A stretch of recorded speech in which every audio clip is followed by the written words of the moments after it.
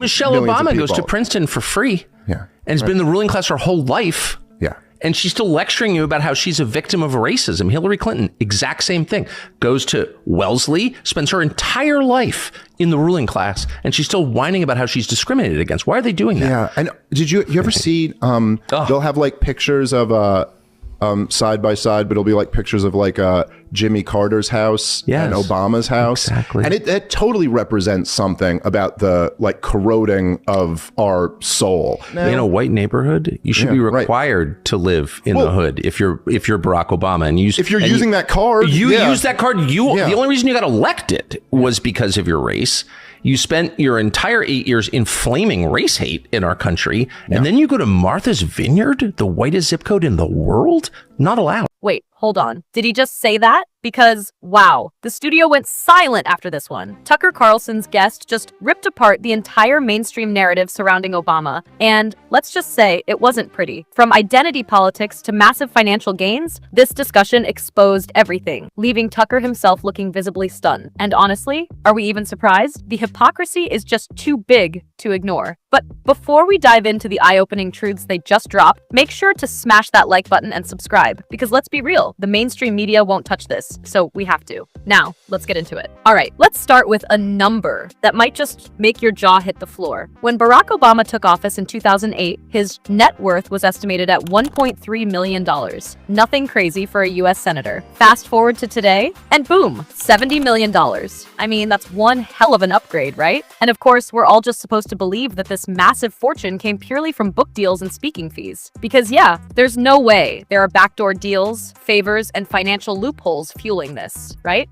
Yeah, sure. But we're not stopping there, because this goes way deeper than just Obama. Tucker's guest just laid out how identity politics have become one of the most profitable businesses in modern history. And guess who's making bank? The Obamas, the Clintons, the Bidens. It's like they discovered the gold mine of victimhood. They preach oppression while literally getting richer off it. Barack Obama's campaign in 2008, first of all, it was just leaving how you feel about the guy aside. It was an amazing campaign. It was unlike anything that had ever been run before. It was genius. Yes, it was totally brilliant. It was now, of course, it wasn't what they presented it as. It wasn't like a grassroots campaign. It was, let's sort of like elect the black guy and get past the race stuff. I loved that. Well, especially because that was his message. That was his message. And let's get past the race stuff. I love that. He goes, then I think essentially what happened, and it was around Obama's re-election campaign, this is where things really went off the rails in this country, was that he got in there and continued and expanded all the worst of the Bush policies. Oh, of course. And so they almost had nothing to run on, and so they decided to pivot to a culture war instead. And here's where things get laughably absurd. Michelle Obama, I worry about my daughters living in America. Also, Michelle Obama buys a $12 million estate on a private island. Make it make sense. Many of us still live in fear as we go to the grocery store or worry about walking our dogs or allowing our children to get a license. I mean, just imagine. Aren't your girls driving? They're driving. Yeah. But every time they get in a car by themselves, I worry about what assumption is being made by somebody who doesn't know everything about them. The fact that they are good students and polite girls, but maybe they're playing their music a little loud. Maybe somebody sees the back of their head and makes an assumption.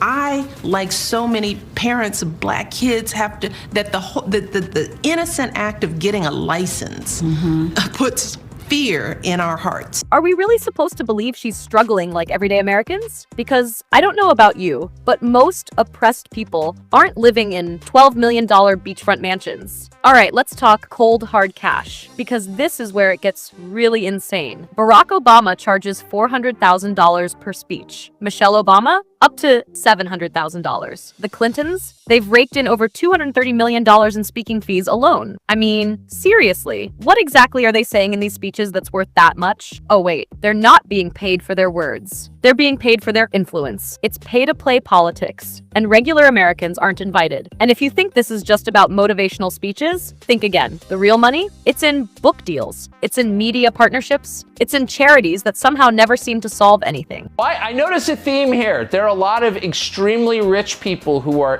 deeply miserable and desperate to have you believe they're victims. What is that?